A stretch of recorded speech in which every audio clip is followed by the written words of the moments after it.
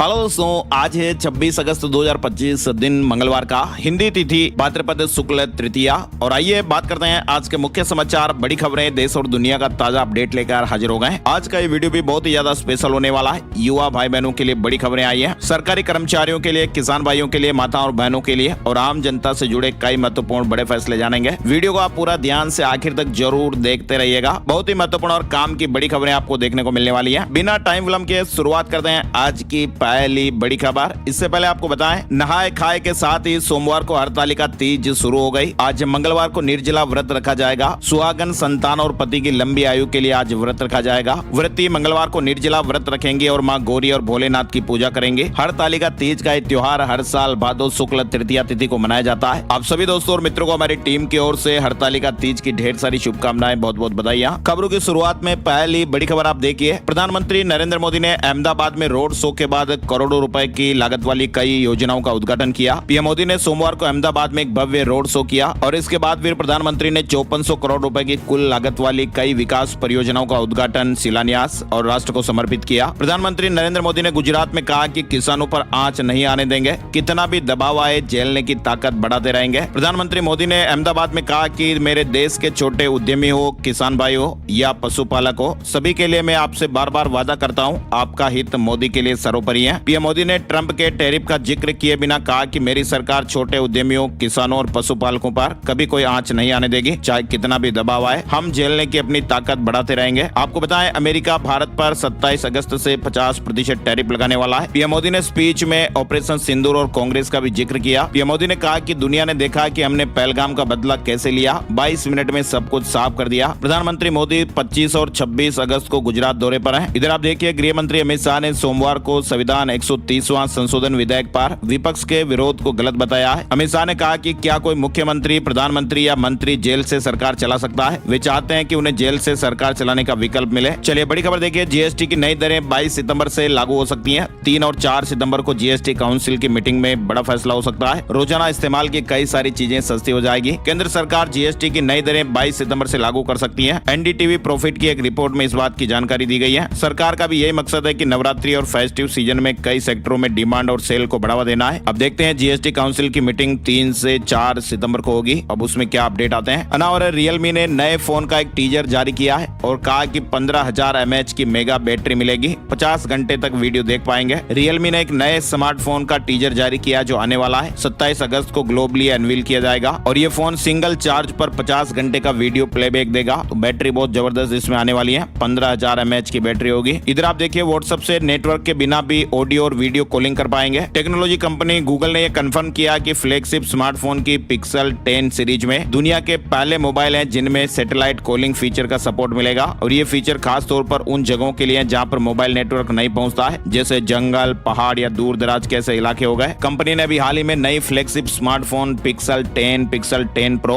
और pixel 10 pro XL launch किए थे, जिनकी सेल अब 28 अगस्त से शुरू होने वाली है। साथ ही सुप्रीम कोर्ट ने एक बड़ा ऐतिहासिक फैसला सुनाया है। सुप्रीम कोर्ट ने अपराध कानून में बड़ा बदलाव करते हुए आपराधिक घटना के पीड़ित और उसके उत्तराधिकारियों को भी उच्च अदालत में अपील का अधिकार दे दिया है। अब तक क्या होता था कि आदेश के खिलाफ अपील का अधिकार दोषी और संबंधित राज्य सरकार यानी सरकारी वकील के पास होता था, लेकिन अब यह फैसला पीड़ितों को न्याय दिलाने में और मील का पत्थर साबित होगा। न्यायमूर्ति बीवी नागरत्ना और केवी विश्वनाथन की पीठ ने कहा है कि जिस तरह अपराध के दोषी के पास अपील का अधिकार होता है, उसी तरह अपराध के पीड़ित के पास भी सुनवाई का अधिकार होना चाहिए। वहीं बड़ी खबर देखिए आप, चीन ने भी भारत की लेजर मारकर क्षमता का लोहा माना है। दुनिया में केवल 7 देशों के पास ऐसी ताकत है। भारत की लेजर मारक क्षमता का चीन ने भी लोहा मान लिया है। भारत ने कम और मध्यम दूरी तक मार कर सकने की एकीकृत क्षमता का शनिवार को परीक्षण किया था। बताया जाता है कि अमेरिका, रूस, चीन, यूके, जर्मनी और इजराइल जैसे कुछ ही देशों के पास इस तरह की क्षमता है और इसके जरिए दुश्मन देश के ड्रोन, क्रूज मिसाइलें, हेलीकॉप्टर और नीची उड़ान वाले लड़ाकू विमानों को सीमित दायरे में निशाना बनाया जा सकता है। चलिए बड़ी खबर देखिए, दिल्ली सीएम रेखा गुप्ता की जेड सिक्योरिटी वापस ली गई है। 4 दिन पहले हमले के बाद सुरक्षा बढ़ाई गई थी, अब दिल्ली पुलिस ही सुरक्षा देगी। इसके अलावा दिल्ली मेट्रो का जो सफर है वो भी अब महंगा हुआ है। डीएमआरसी ने 1 से लेकर 5 रुपए तक किराए में बढ़ोतरी कर दी है। दिल्ली मेट्रो का सफर 25 अगस्त से महंगा हो गया है। साथ ही बड़ी खबर आ रही है, दिल्ली में वकीलों की हड़ताल मंगलवार को भी जारी रहेगी। वकील कोर्ट परिसरों के बाहर प्रदर्शन भी करेंगे। एलजी की ओर से 13 अगस्त को जारी आदेश के विरोध में वकील लगातार चौथे दिन मंगलवार को भी कामकाज नहीं करेंगे। इस तरह के अपडेट आ रहे हैं। साथ ही दिल्ली के परिवहन मंत्री पंकज सिंह ने कहा कि दिल्ली दिल्ली जल्द ही इलेक्ट्रिक वाहन यानी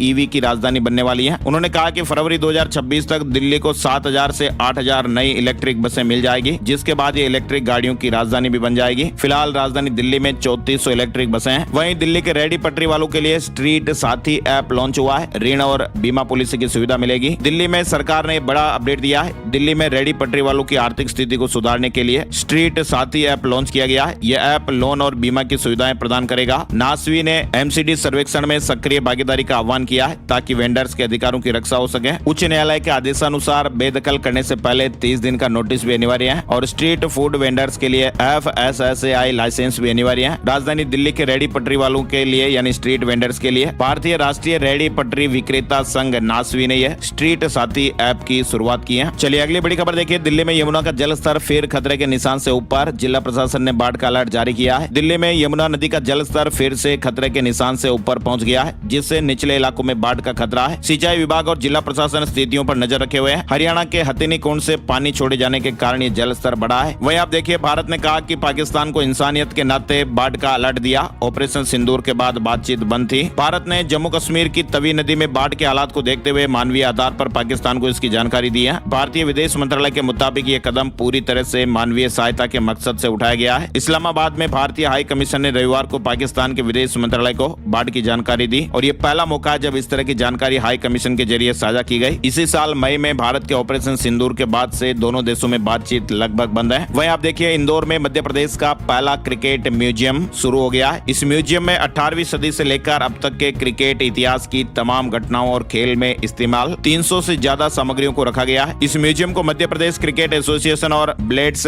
ऑफ ग्लोरी क्रिकेट म्यूजियम ने 6 साल में तैयार किया है। 15 जुलाई से ये लोगों के लिए ओपन भी कर दिया गया है। वहीं गुजरात में पाटीदार आंदोलन के 10 साल पूरे हो गए। हार्दिक पटेल ने कहा कि हर कोई सीएम पीएम बनना चाहता है। मेरी उम्र 31 साल है और अच्छा काम किया तो ढेरों मौके मिलेंगे। चलिए बड़ी खबर देखिए आप। प्रेमानंद एक अक्षर संस्कृत बोलकर दिखाएं। रामभद्राचार्य के इस बयान पर ब्रज के संत नाराज हो गए। संतों ने कहा कि उन्हें अहंकार हो गया है, भक्ति का भाषा से क्या लेना देना है। दरअसल तुलसी पीठाधीश्वर पद्म विभूषण जगत गुरु रामभद्राचार्य महाराज के इस बयान पर साधु संतों में नाराजगी है। साधक मधुसूदन दास का कहना कि रामभद्राचार्य को अपने ज्ञान का अहंकार हो गया है। प्रेमानंद महाराज जैसे दिव्य संत के बारे में ऐसी टिप्पणी निंदनीय है। मधुसूदन दास के मुताबिक भक्ति का भाषा से कोई मतलब नहीं है। कोई चाइनीज आ जाए वह कहे चाइनीज आती है, कोई फ्रेंच आ जाए वह कहे कि फ्रेंच आती है। भक्ति का किसी से लेना देना नहीं होता। वृंदावन धाम में पूरी दुनिया के लोग भक्ति भजन कर रहे हैं, राधा नाम स्तुति कर रहे हैं, काशी में भोले बाबा की स्तुति कर रहे हैं। इस बात का संस्कृत से क्या लेना देना। संत अभिदास महाराज ने कहा कि रामभद्राचार्य महाराज ने जो भी संत प्रेमानंद महाराज के बारे में कहा है वह बिल्कुल भी शोभनीय नहीं है। संत प्रेमानंद महाराज कलयुग के दिव्य संत हैं। वह हमेशा पाखंडवाद का विरोध करते हैं। उन्होंने लाखों युवाओं को बुरे कर्मों से सद्मार्ग की तरफ ला दिया और ऐसे संत के बारे में टीका टिप्पणी करना शोभनीय नहीं है। चलिए बड़ी खबर देखिए। राजस्थान से ज्यादा होगी एमपी के विधायकों की सैलरी। जी हाँ, मध्य प्रदेश के विधायकों के वेतन भत्तों में 45% का इजाफा करने की तैयारी है। विधानसभा की सदस्य समिति की तरफ से सरकार को विधायकों का वेतन 1,60,000 रुपए करने की सिफारिश की गई है। इसके अलावा पूर्व विधायकों की पेंशन में इजाफा करने का भी प्रस्ताव दिया गया है। वहीं आप देखिए बड़ी खबर। बांग्लादेश के मुख्य सलाहकार मोहम्मद यूनुस ने सोमवार को कहा कि देश में रोहिंग्या समुदाय के लोगों को पालना मुश्किल होता जा रहा है। उन्होंने कहा कि देश में 13 लाख से ज्यादा रोहिंग्या है। यूनुस ने कहा कि ये बांग्लादेश के साथ दुनिया के लिए भी एक बड़ी चुनौती है। दुनिया को इस मुद्दे पर एक साथ आना चाहिए और रोहिंग्या मुस्लिमों को उनके घर वापस पहुंचाने में मदद करनी चाहिए। दरअसल म्यांमार में अगस्त 2017 से हो रही हिंसा के बाद रोहिंग्या समुदाय के लोगों ने देश छोड़ दिया था और इसके बाद वे भागकर कई देशों में जा बसे थे। सबसे ज्यादा लोग बांग्लादेश पहुंचे थे। तब शेख हसीना सरकार ने लाखों रोहिंग्याओं को लोगों को शरण दी। इधर आप देखिए, हिमाचल प्रदेश में पंजाब के 3 युवाओं की जान चली गई। मणिमहेश यात्रा में ऑक्सीजन की कमी से ये जान चली गई। दुनिया के सबसे ताकतवर रॉकेट स्टारशिप का 10वां टेस्ट फिलहाल टल गया है। ग्राउंड सिस्टम में खराबी पता चल गई। आज मंगलवार सुबह 5 बजे इसे लॉन्च किया जाएगा। इधर आप देखिए, ड्रीम 11 ने टीम इंडिया की स्पॉन्सरशिप छोड़ दी है। 358 करोड़ का कॉन्ट्रैक्ट तोड़ दिया है। बीसीसीआई ने भी कहा कि अब किसी ऑनलाइन गेमिंग कंपनी के साथ नहीं जुड़ेंगे। एशिया कप 2025 से पहले ड्रीम 11 ने भारतीय क्रिकेट टीम के लीड स्पॉन्सर से हटने का फैसला लिया है। बीसीसीआई सेक्रेटरी देवजीत सेकिया ने सोमवार को इसकी जानकारी दी। उन्होंने कहा कि ऑनलाइन गेमिंग को नियंत्रित करने वाला बिल पास हो गया है, लिहाजा अब बीसीसीआई और ड्रीम 11 अब साथ नहीं रहेंगे। सुप्रीम कोर्ट ने वनतारा की जांच के लिए एसआईटी बनाई है। ये रिलायंस फाउंडेशन का wild life rescue rehabilitation centre भी है। हथिनी की शिफ्टिंग से विवाद शुरू हुआ। अदालत ने कहा कि अब एसआईटी ये जांच करेगी कि जानवरों को भारत और विदेश से लाने में वन्य जीव संरक्षण कानून और अंतर्राष्ट्रीय संधियों का पालन हुआ या नहीं। और अमेरिका से जुड़ी है बड़ी खबर आप देखिए। अमेरिकी राष्ट्रपति डोनाल्ड ट्रंप ने सोमवार को 2 एग्जीक्यूटिव ऑर्डर पर साइन किए हैं। पहले ऑर्डर में बिना पैसे जमा किए आरोपियों को रिहा करने यानी कैशलेस बेल की व्यवस्था वहां पर खत्म कर दी गई। वहीं दूसरे में अमेरिकी झंडा जलाने वालों के खिलाफ सख्त कार्रवाई करने का प्रावधान किया गया है। डोनाल्ड ट्रंप के एग्जीक्यूटिव ऑर्डर के मुताबिक अमेरिकी झंडा जलाने वालों को देश में जेल में डालने और अगर वे इमिग्रेंट यानी विदेशी नागरिक हैं तो उन्हें देश से निकालने की बात कही गई है। पीएम मोदी की डीयू की डिग्री सार्वजनिक नहीं होगी। दिल्ली हाईकोर्ट ने केंद्रीय सूचना आयोग का आदेश पलट दिया है। आरटीआई एक्टिविस्ट ने रिकॉर्ड मांगा था। कोर्ट ने कहा कि विश्वविद्यालय डिग्री दिखाने के लिए बाध्य नहीं है। इधर आप देखिए 130वां संविधान संशोधन विधेयक एक प्रगतिशील कानून, गलत दिशा में बहस ले जा रहा विपक्ष। केंद्रीय कानून मंत्री अर्जुन राम मेघवाल ने संविधान 130वां संशोधन विधेयक 2025 का बचाव करते हुए इसे सुशासन की ओर एक कदम बताया है। उन्होंने विपक्ष पर बहस को गलत दिशा में ले जाने का आरोप लगाया और उनसे कानून को ठीक से पढ़ने का आग्रह किया है। चलिए रिजर्व बैंक की तरफ से बड़ी खबर में आप देखिए, अमेरिका के राष्ट्रपति डोनाल्ड ट्रंप अगर बुधवार से भारत पर भारी टैरिफ लागू कर देते हैं तो प्रभावित सेक्टर्स को आरबीआई अतीत की तरह वित्तीय मदद मुहैया कराएगा। भारतीय रिजर्व बैंक यानी आरबीआई गवर्नर संजय मल्होत्रा ने कहा कि संकट से उबरने के लिए सबसे बुरी तरह प्रभावित क्षेत्रों को वित्तीय मदद की जरूरत होगी। चलिए अगली बड़ी खबर महाराष्ट्र से आ रही है। महाराष्ट्र में लड़की बहन योजना की 26 लाख लाभार्थी अयोग्य घोषित कर दी गई है। अब इनका फिजिकल वेरिफिकेशन होगा, इसके बाद उनके खिलाफ जरूरी एक्शन लिया जाएगा। महाराष्ट्र में लड़की बहन योजना के 26 लाख लाभार्थियों को अयोग्य घोषित कर दिया गया है। राज्य सरकार ने लाभार्थियों की आर्थिक स्थिति की जांच के बाद ये फैसला लिया है। अब इनका फिजिकल वेरिफिकेशन होगा और इसके बाद उनके खिलाफ जरूरी एक्शन लिया जाएगा। साथ ही इस योजना के जो पात्र लाभार्थी हैं उनको पहले की तरह ही हर महीने 1500 रुपए की मदद मिलती रहेगी। वहीं देखिए आप महाराष्ट्र सरकार ने नागरिकों को आसानी से सेवाएं देने के लिए एक बड़ा फैसला लिया है। मुख्यमंत्री देवेंद्र फडणवीस ने निर्देश दिए हैं कि अब सभी सरकारी सेवाएं आपले सरकार पोर्टल के साथ साथ व्हाट्सएप पर भी उपलब्ध कराई जाएं। वहीं मराठा आरक्षण आंदोलन के प्रमुख नेता मनोज जरांगे पाटिल ने महाराष्ट्र के जालना में प्रेस कॉन्फ्रेंस कर सरकार को कड़ा संदेश दिया है। उन्होंने ऐलान किया कि वो 29 अगस्त से मुंबई के आजाद मैदान में बेमियादी उपोषण यानी अनिश्चितकालीन भूख हड़ताल शुरू करेंगे। मनोज जरांगे ने कहा कि वो 28 अगस्त की शाम को मुंबई पहुंचेंगे और 29 अगस्त से आंदोलन शुरू होगा। आगे और भी बहुत ही महत्वपूर्ण खबरें आने वाली हैं, बने रहिएगा। साथ ही बड़ी खबर देखिए आप, ज्योति मल्होत्रा की कोर्ट में पेशी 95 दिनों बाद जेल से बाहर आई। 3 सितंबर को अगली सुनवाई होगी। 16 मई 2025 को ज्योति को पाकिस्तान के लिए जासूसी के आरोप में गिरफ्तार किया गया था। वहीं ज्योति मल्होत्रा के वकील कुमार मुकेश ने बताया कि अभी हमें चालान की प्रति नहीं मिली है। बताया जा रहा है कि 95 दिनों बाद ज्योति मल्होत्रा जेल से बाहर आई और कोर्ट में पेशी हुई। सरकारी कर्मचारियों के लिए गुड न्यूज आई है, यूपीएस से एनपीएस में स्विच कर पाएंगे।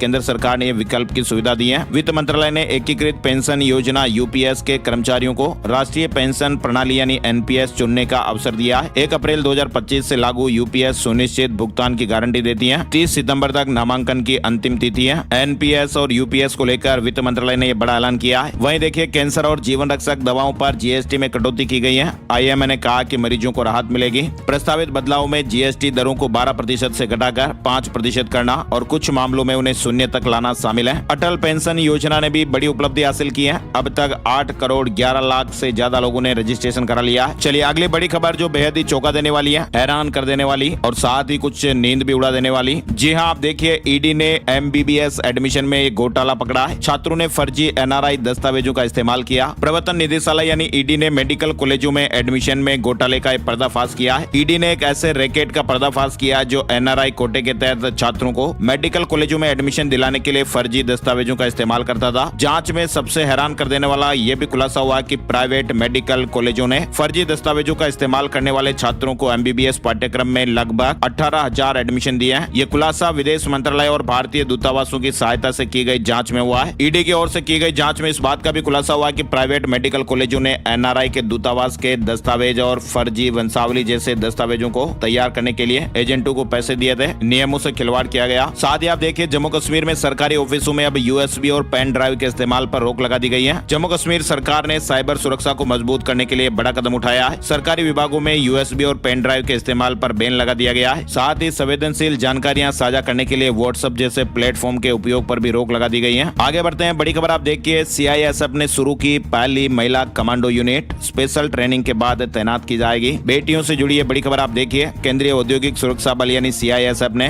रविवार को यह बड़ी घोषणा की थी कि उसकी पहली महिला कमांडो यूनिट अब शुरू हो गई है और इस विशेष महिला दस्ते को देश के हवाई अड्डों और अन्य संवेदनशील प्रतिष्ठानों पर सुरक्षा ड्यूटी के लिए तैनात किया जाएगा। मध्य प्रदेश के बरवा स्थित क्षेत्रीय प्रशिक्षण केंद्र आरटीसी में अब महिला कमांडो को स्पेशल ट्रेनिंग दी जा रही है। सरकारी खरीद का सबसे बड़ा डिजिटल प्लेटफॉर्म प्लेटफॉर्म बना GeM पोर्टल 15 लाख करोड़ का आंकड़ा पार हो गया है। वाणिज्य एवं उद्योग मंत्रालय के अनुसार GeM पोर्टल ने अपने लॉन्च के बाद से अब तक 15 लाख करोड़ रुपए के GMV का आंकड़ा पार कर लिया है। इससे खरीद प्रक्रिया आसान हुई है। छोटे और मध्यम उद्यम, स्टार्टअप और महिला उद्यमियों को भी सरकारी खरीद में भागीदारी का बड़ा अवसर प्रदान हुआ। सरकार का ये पोर्टल है। इधर आप देखिए AI से जुड़ी बड़ी खबर। AI नहीं सीखने पर इंजीनियरों की नौकरी गई। कंपनी के CEO ने कहा कि एक हफ्ते में अगर AI नहीं सीखा तो फिर जॉब नहीं रहेगी। क्रिप्टो एक्सचेंज प्लेटफॉर्म कॉइनबेस के CEO ब्रायन आर्मस्ट्रांग ने भी हाल ही में खुलासा किया। उन्होंने कहा कि जिन इंजीनियरों ने कंपनी द्वारा दिए गए AI टूल को सीखने से इनकार किया, उन्हें नौकरी से निकाल दिया गया। और साथ ही आप देखिए भारत से जुड़ी बड़ी खबर। IIT परिषद ने कृत्रिम बुद्धिमत्ता यानी AI के बढ़ते इस्तेमाल को देखते हुए इसके अनुकूली पाठ्यक्रम और शिक्षण पद्धति अपनाने की एक विस्तृत कार्य योजना तैयार करने के लिए एक टास्क फोर्स गठन का फैसला लिया है। साथ ही आप देखिए भारत में महिला कार्यबल भागीदारी दर में उल्लेखनीय वृद्धि देखी गई है। बेरोजगारी दर में बदलाव ग्रामीण भारत में और भी महत्वपूर्ण है। देश में महिलाओं की रोजगार दर 7 वर्षों में लगभग दोगुनी होकर 2023-24 में 40.3% हो गई है। 2017-18 में ये 22% थी। चलिए अगली बड़ी खबर में आप देखिए, लखनऊ में एस्ट्रोनॉट शुभांशु से लिपटकर रोई मां। जी हाँ, छात्रों ने पूछा ट्रेनिंग में कितनी बार फेल हुए। दरअसल एस्ट्रोनॉट शुभांशु शुक्ला अंतरिक्ष यात्रा से लौटने के 41 दिन बाद लखनऊ पहुंचे। पत्नी कामना और 6 साल का बेटा कियांश भी साथ में था। एयरपोर्ट पर एस्ट्रोनॉट बनकर पहुंचे स्कूली बच्चों ने उनका वेलकम किया। उनका परिवार भी मौजूद रहा। डिप्टी CM ब्रजेश पाठक ने शुभांशु को एयरपोर्ट पर रिसीव किया। शुभांशु का स्वागत करने के लिए एयरपोर्ट पर हजारों लोग तिरंगा लेकर पहुंचे थे। स्कूल में वेलकम कार्यक्रम के दौरान स्टेज पर शुभांशु की मां और बहन को भी बुलाया गया और वहां पहुंचते दोनों इमोशनल हो गई। अंतरिक्ष यात्रा के बाद पहली बार लखनऊ पहुंचे शुभांशु शुक्ला का जबरदस्त स्वागत हुआ। एयरपोर्ट पर उप मुख्यमंत्री ब्रजेश पाठक ने गर्मजोशी से उनका स्वागत किया। डिप्टी CM ब्रजेश पाठक ने कहा कि लखनऊ के लिए आज का दिन गौरव और गर्व का दिन है। देश के सपूत, भारत के सपूत ने आज लखनऊ में अपना कदम रखा है। शुभांशु शुक्ला आज हमारे बीच है और जब से उन्होंने अंतरिक्ष से धरती पर सफलतापूर्वक वापसी की है, पूरा लखनऊ उनके स्वागत को आतुर था। आखिर होता ना दोस्तों, आकाश में, आसमान में, इंटरनेशनल स्पेस स्टेशन में जब जाते हैं तो ये बहुत रिस्की भी होता है। अपने मिशन को पूरा कर सही सलामत वापस लौट आना, ये बहुत बड़ी एक उपलब्धि है। मुख्यमंत्री योगी आदित्यनाथ ने नागरिक अभिनंदन कार्यक्रम में अंतरिक्ष यात्री शुभांशु शुक्ला के नाम पर छात्रवृत्ति योजना शुरू करने की भी घोषणा की है। उन्होंने कहा कि इससे हमारे प्रदेश की युवा पीढ़ी को भी लाभ मिलेगा। चलिए आगे बढ़ते हैं। बड़ी खबर पश्चिम बंगाल से देखिए आप। स्कूल भर्ती घोटाले में TMC विधायक गिरफ्तार। ईडी पकड़ने पहुंची तो दीवार कूदकर भागने की कोशिश की गई। मोबाइल को भी नाले में फेंक दिया गया। ईडी ने सोमवार को स्कूल भर्ती घोटाला मामले में TMC विधायक जीवन कृष्ण साहा को गिरफ्तार कर लिया है। लखनऊ में बर्खास्त राजकीय शिक्षकों पर FIR फर्जी डॉक्यूमेंट से 9 साल पहले नौकरी पाई थी। 20 अगस्त को इन्हें बर्खास्त किया गया था। लखनऊ में फर्जी मार्कशीट प्रमाण पत्र के आधार पर 9 साल से नौकरी कर रहे राजकीय इंटर कॉलेज के बर्खास्त 2 शिक्षकों के खिलाफ सोमवार को FIR भी दर्ज हो गई। इनके वेतन भत्तों की वसूली की जाएगी। इधर देखिए आप, इलाहाबाद हाईकोर्ट ने भी एक मामले में कहा कि जाली दस्तावेजों के आधार पर हासिल की गई सरकारी नौकरी नियुक्ति के स्तर से ही शून्य मानी जाएगी। ऐसी नौकरी करने वाला व्यक्ति वेतन और अन्य परिलाभों पर दावा नहीं कर सकता है। उसे नौकरी के दौरान प्राप्त वेतन भी वापस करना होगा। दरअसल ये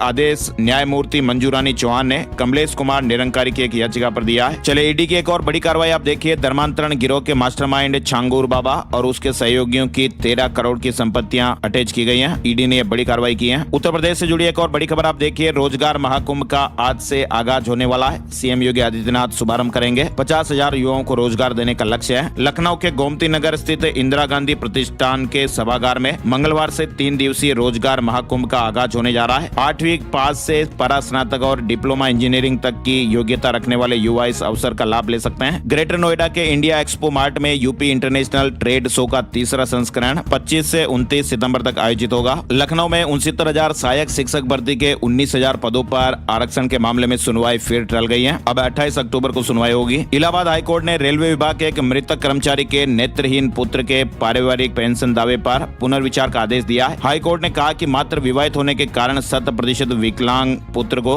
पारिवारिक पेंशन के अधिकार से वंचित नहीं किया जा सकता। शादीशुदा होने पर पेंशन से नहीं रोक सकते। हाईकोर्ट ने बड़ा अपडेट दिया है। उत्तर प्रदेश के बुलंदशहर में श्रद्धालुओं से भरी एक ट्रैक्टर ट्रॉली को कंटेनर ने पीछे से टक्कर मार दी। इससे ट्रैक्टर ट्रॉली पलट गई और हादसे में 11 श्रद्धालुओं की जानें चली गई। बहुत ही दर्दनाक हादसा हुआ है। इधर आप देखिए, हरियाणा में 11वीं 12वीं के लिए योग ऐच्छिक विषय होगा। शिक्षा बोर्ड ने 3 सदस्यीय कमेटी बनाई है। पाठ्यक्रम तैयार करने की कवायद भी शुरू हो गई है। साथ ही हरियाणा के 46,000 HTET अभ्यर्थियों की बायोमेट्रिक शुरू हो गई है। सेंटरों पर लंबी लंबी लाइनें भी लगी। अब जल्द ही रिजल्ट आने की उम्मीद है। साथ ही हरियाणा की इंडियन मेडिकल एसोसिएशन IMA और सरकार के बीच आयुष्मान योजना के तहत बकाया 500 करोड़ रुपए को लेकर बैठक हुई, जिसमें दोनों दोनों पक्षों के बीच सहमति बन गई है, जिसके बाद आईएमए ने हड़ताल खत्म करने का ऐलान किया है। वहीं बड़ी खबर आ रही है सीईटी एग्जाम पर हरियाणा विधानसभा में भी हंगामा हुआ। सीएम सैनी ने कहा कि 2 दिन में करेक्शन पोर्टल खोलेंगे। और तो आप देखिए हरियाणा से जुड़ी एक और बड़ी खबर। हरियाणा के मुख्यमंत्री नायब सिंह सैनी ने विधानसभा के मानसून सत्र के दौरान सदन में ये बड़ी घोषणा की है। सीएम सैनी ने ऐलान किया कि 1984 के सिख विरोधी दंगों के दौरान जान गंवाने वालों के परिजनों को हरियाणा सरकार में यथोचित नौकरी मिलेगी। सिख विरोधी दंगे के पीड़ितों के लिए सरकार का एक कदम बड़ी राहत की खबर मानी जा रही है। आपको बता दें साल 1984 में भारत की प्रधानमंत्री इंदिरा गांधी की हत्या के बाद पूरे देश में सिख विरोधी दंगे शुरू हो गए थे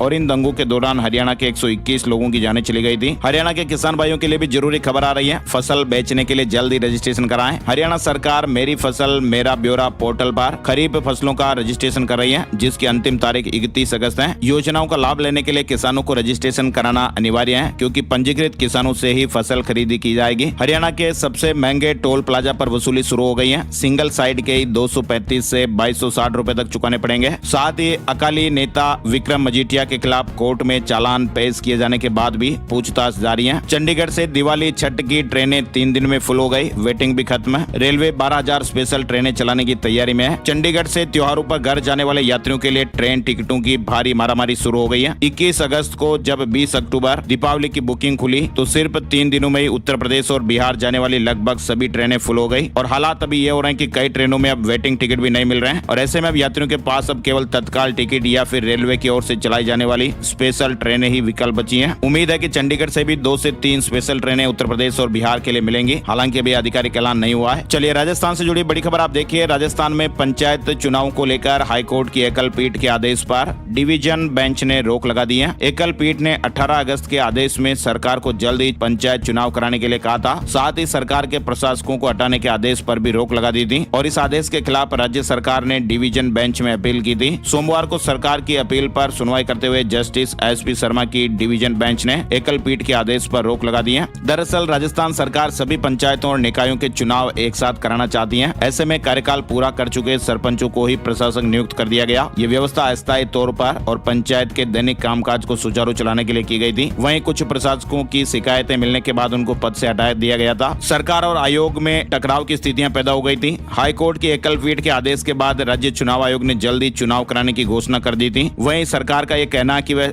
1 स्टेट 1 इलेक्शन के तहत एक साथ चुनाव कराने पर विचार कर रही है। चलिए आगे बढ़ते हैं। बड़ी खबर राजस्थान वासियों के लिए बड़ी खुशखबरी आ रही है। राजस्थान में अब ड्राइविंग लाइसेंस से लेकर गाड़ी की रजिस्ट्रेशन सर्टिफिकेट यानी गाड़ी की आरसी रिन्यू करवाने जैसे 37 तरह के काम अब घर बैठे ऑनलाइन कर पाएंगे। न तो आपको आरटीओ के चक्कर लगाने पड़ेंगे, न आपको किसी एजेंट को कमीशन देना पड़ेगा। गाड़ियों की एनओसी फ्री में, बिल्कुल जी हाँ, गाड़ियों की एनओसी बिल्कुल फ्री में और ड्राइविंग लाइसेंस महज 200 रुपए में बन जाएगा। और अन्य कार्यों के लिए भी जो सरकार की निर्धारित फीस है वही आपको देनी है। इसके लिए आपको बताएं ट्रांसपोर्ट डिपार्टमेंट में अन्य विभागों की तरह ही ऑनलाइन प्लेटफॉर्म तैयार किया गया है। स्मार्टफोन, कंप्यूटर, लैपटॉप या ई मित्र पर जाकर आप ये सारे काम करवा पाएंगे। इसकी शुरुआत जयपुर आरटीओ ऑफिस से हुई है और विभाग को इसका अच्छा फीडबैक मिला है और अब जल्द ही इस पूरी व्यवस्था को पूरे प्रदेश में लागू कर दिया जाएगा। ट्रांसपोर्ट डिपार्टमेंट की 37 तरह की जो सेवाएं हैं वो आपको ऑनलाइन मिलने लगेगी। केवल 22 ऐसे कार्य रहेंगे जिनमें व्हीकल की जरूरत होती है, उसके लिए व्यक्ति को गाड़ी लेकर आरटीओ ऑफिस जाना होगा। बाकी के सारे काम आपके घर बैठे हो जाएंगे। चलिए बड़ी खबर देखिए। राजस्थान में 2 दिन नॉनवेज और अंडे की दुकानें बंद रहेगी। स्वायत्त शासन विभाग ने सोमवार को आदेश जारी किया। आदेश में बताया गया कि 27 अगस्त को पर्युषण पर्व और 6 सितंबर शनिवार को अनंत चतुर्दशी पर राजस्थान प्रदेश भर में नॉनवेज की दुकानें और बूचड़ खाने बंद रहेंगे। पहली बार अंडे बेचने पर भी रोक लगाई गई है। चलिए आगे बढ़ते हैं। बड़ी खबर देखिए राजस्थान से जुड़ी हुई। सीएम भजनलाल शर्मा ने कहा कि खुद को संगठन से ऊपर ना समझे सांसद विधायक, मैं और मेरे व्यक्ति तक सीमित ना रहें। पंचायत निकाय चुनाव में कार्यकर्ताओं को भी मौका दें। सीएम ने सोमवार को बीजेपी के सांसद और विधायक संवाद में यह नसीहत दी है। उन्होंने कहा कि पंचायत निकाय चुनाव में पार्टी पूरी तरह से संगठन के लिए समर्पित कार्यकर्ताओं को मौका देना चाहती है। इसमें सांसद और विधायक भी इसका ध्यान रखें। पार्टी स्तर पर इसकी पूरी मॉनिटरिंग भी की जाएगी। साथ ही बड़ी खबर आप देखिए राजस्थान में 4 से 7 सितंबर तक जयपुर में गौ महाकुंभ होगा। विद्याधर नगर स्टेडियम में 4 से 7 सितंबर तक गौ महाकुंभ का आयोजन किया जाएगा। साथ ही बड़ी खबर आ रही है शादी के 43 साल बाद पति पत्नी का तलाक हो गया। पति ने 2021 में तलाक की अर्जी दायर की थी। पति ने आरोप लगाया कि वो एसी में नहीं सोने देती हैं, चरित्र पर लाछन लगाती हैं। कोर्ट ने इसे मानसिक क्रूरता माना है। चलिए मध्य प्रदेश से जुड़ी बड़ी खबर देखिए। श्योपुर में मेडिकल कॉलेज का उद्घाटन, 100 MBBS सीटें भी मंजूर हुई है और इसी सत्र से एडमिशन होगा। मध्य प्रदेश में नौकरी में सुरक्षा और सम्मानजनक वेतन के लिए आउटसोर्स और अस्थायी नियुक्ति व्यवस्था के विरोध में 7 सितंबर से से धरने प्रदर्शन आंदोलन शुरू होंगे। 7 सितंबर से भोपाल के नीलम पार्क में प्रदेश भर के संगठन और पदाधिकारी जुटेंगे। वहीं मध्य प्रदेश पटवारी संघ ने वेब GIS 2.0 पोर्टल की तकनीकी खामियों के विरोध में आंदोलन का निर्णय लिया है। 1 सितंबर से पोर्टल पर काम बंद कर देंगे और अन्य सरकारी काम जारी रखेंगे। इंदौर के कार्टूनिस्ट ने सोशल मीडिया पर माफी मांगी है। लिखा कि भाईचारा और सामाजिक सद्भाव सुनिश्चित करना मेरी भी जिम्मेदारी, मैं इसका ध्यान रखूंगा। भारत के प्रधानमंत्री नरेंद्र मोदी और RSS पर टिप्पणी करने के मामले में इंदौर के कार्टूनिस्ट हेमंत मालवीय ने सोशल मीडिया पर ये माफी मांगी है। ये मामला फिलहाल कोर्ट में चल रहा है। साथ ही छत्तीसगढ़ से बड़ी खबर आ रही है। छत्तीसगढ़ हाईकोर्ट ने पूर्व मुख्यमंत्री भूपेश बघेल के बेटे चैतन्य बघेल की याचिका खारिज कर दी है। शराब घोटाला और मनी लॉन्ड्रिंग मामले में EOW की कार्रवाई को चैतन्य बघेल ने चुनौती दी थी। बिहार से बड़ी खबर में देखिए, मधुबनी में 1 सितंबर से कार्यालयों में E-ऑफिस सुविधाएं लागू होने वाली हैं। डाक या ईमेल से पत्राचार पर रोक लगेगी। 1 सितंबर 2025 से जिले के सभी कार्यालयों में पत्राचार केवल E-ऑफिस प्रणाली से होगा। छत्तीसगढ़ से एक बड़ी खबर आ रही है। छत्तीसगढ़ में नक्सलवाद अपनी आखिरी सांसें गिन रहा है। अधिकारियों के मुताबिक बीते 1.5 साल में 453 नक्सलियों को मुठभेड़ में मार गिराया गया। 1602 नक्सलियों ने सरेंडर किया है, तो वहीं 1591 को गिरफ्तार किया गया है। और सरकार का भी यह लक्ष्य है कि मार्च 2026 तक छत्तीसगढ़ को नक्सलवाद से मुक्त कर बस्तर को शांति और प्रगति की भूमि बनाना है। और इसी सिलसिले में सरकार के ताबड़तोड़ एक्शन भी जारी है। सरेंडर करने वालों के लिए छत्तीसगढ़ सरकार ने देश की सबसे बेहतर पुनर्वास नीति लागू की है। इसमें 3 सालों तक हर महीना 10,000 रुपए प्रोत्साहन राशि, कौशल विकास प्रशिक्षण, स्वरोजगार से जोड़ने की व्यवस्थाएं, नकद इनाम तथा कृषि और शहरी भूमि प्रदान करने के भी प्रावधान है। शेयर मार्केट से जुड़े न्यूज अपडेट में आप देखिए, सेंसेक्स 329 अंक चढ़कर 81,636 के स्तर पर बंद हुआ। निफ्टी में 98 अंक की तेजी रही और ये 24,968 के स्तर पर बंद हुआ। सोने चांदी के भाव आप देखिए, चांदी ने अपना ऑल टाइम हाई बनाया है। 1 किलो चांदी की कीमत 2227 रुपए महंगी होकर 1,16,133 रुपए पहुंच गई है। वहीं 10 ग्राम सोने का भाव 1130 रुपए बढ़कर 1,0488 रुपए प्रति 10 ग्राम पर पहुंच गया है। और अब चलते चलते एक नजर आज का राशिफल। आज 26 अगस्त मंगलवार के ग्रह नक्षत्र साध्य और सौम्य योग बना रहे हैं, जिससे वृष राशि वालों को पुश्तैनी बिजनेस में फायदा होगा। कर्क राशि वालों के लोगों को मार्केटिंग के कामों में सफलता मिलेगी। सिंह राशि वालों को बड़े ऑर्डर भी मिल सकते हैं। कन्या राशि के लोगों को मनचाहा ट्रांसफर भी मिल सकता है। मकर राशि वालों को प्रमोशन मिलने की संभावनाएं है। मीन राशि वालों को नौकरी पाने की कोशिश में सफलताएं मिल सकती हैं। और इसके अलावा जो बची हुई राशियां हैं, उन सभी राशियों के लिए सितारों का आज मिला जुला असर रहेगा। तो ये थे दोस्तों आज के मुख्य समाचार, बड़ी खबरें, हेडलाइंस और सुर्खियां अपडेट। ये वीडियो आपको कैसा लगा कमेंट करके जरूर बताइएगा। और ऐसी ताजा खबरें हर रोज आप देखते रहने के लिए MSC भाई यानी माई स्मार्ट गाइड यूट्यूब चैनल को आप जरूर सब्सक्राइब कर लीजिएगा, ताकि आपको ऐसे ही अपडेट्स हर रोज मिलते रहेंगे। और नए तरीके का जो एकदम वीडियो देखने का आपका अंदाज है, वो आने वाले समय में और बदलने वाला है। तो बने रहिए, लाइक और शेयर करते रहिए। एक और नए वीडियो में आपसे जल्दी फिर मिलेंगे। तब तक के लिए जय हिंद, जय भारत।